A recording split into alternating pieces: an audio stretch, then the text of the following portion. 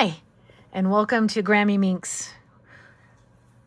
This video is going to be a brief introduction on the 5x5 Megaminx, which is called a Gigaminx. Hopefully so far you have completed your 2x2 Kilominx, your 3x3 Megaminx, and your 4x4 Master Kilominx. We're just going to briefly discuss the differences and similarities between the cubes and how we are building up from one on the other.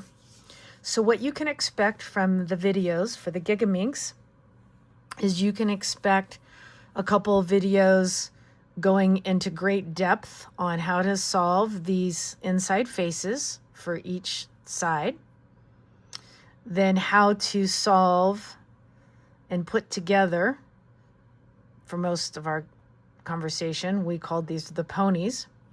So notice when we did the Megaminx, we only had one pony.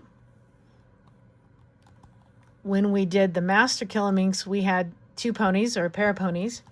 And now we're going to have three ponies that we're going to have to put together. All right. But the good thing is, after we get the centers done and after we get the sides done or get all of our naughty ponies together, we're going to finish this cube, and we'll probably have just one video on how to then move it from the bottom to the top, just like how we did with the 3x3 Megaminx. And again, if you get lost on any particular piece, I'm going to refer you back to the Megaminx, because each and every level for the Gigaminx, I made an individual video that goes into great depth on how to put this all back together. So let's take a peek now at how this is going to be similar and different from our 4x4, which is why I really like building them from the 2x2 up. So in the 4x4, each center was comprised of 5 individual corners. Now what we're going to have is we're still going to have those 5 corners, but now we're also going to have a middle piece. It's going to be similar to our 3x3 in that we're going to have a center piece that does not rotate. It's also going to be similar in that we're going to start by first creating the face on the white side. And so there's going to be some new techniques that we're going to learn on how to solve this face and put it together easily. Then once we solve the face, we're going to go back and do what we did with the 4x4, is where we're then going to solve for all the faces on the lower row.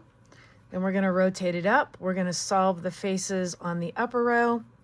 And then we're going to have a very in-depth conversation about how to solve these last 2 faces. And remember, I always start with white.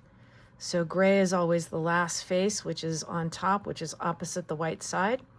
And I don't, creature of habit, I usually leave my last 2 sides as the pink and the gray, and then I swap them out that way. Now, technically, you can swap them out on any face you want. You can start on any color of face, but that's just how I do it. So I hope that you join me for the exciting Gigaminx. I'm excited to start it and to get into it. Again, it's a lot of fun. I hope that you have a great day and happy cubing.